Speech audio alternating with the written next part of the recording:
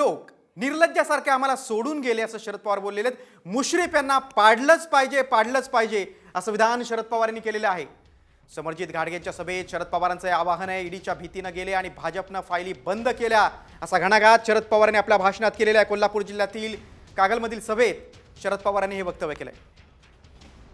काही लोकांनी त्याच्यामध्ये संशय होते आपला, त्यांनी हळूच करण्यास सांगितलं, तर तुम्ही हे आमची अवस्थेचा विचार नाही केला तर आम्हाला आज जावं लागेल। म्हणजे आज म्हणजे सुरू करा। आणि 4 दिवसांनी वाचायला मिळालं त्यांच्या घरावर ईडीची धाड झाली। त्यांनी भाजपला साथ द्यायचा निर्णय घेतला। तेवढ्यावरची फाईल आम्ही घेतली आणि कपाटात ठेवली। ती आम्ही बंद नाही केली, ती चालू आहे। आज ना उद्या ती पुन्हा निघणार आहे आणि पुन्हा एकदा त्यांनी जागा देणार आहे।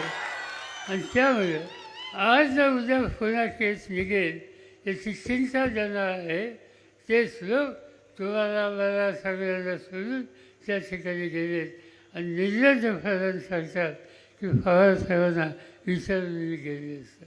झक मारायची आणि दुसऱ्याचं नाव घ्यायचं, ही गोष्ट आम्ही कदाचित मान्य करणार आणि म्हणून अशा लोकांना धडा शिकवायचा।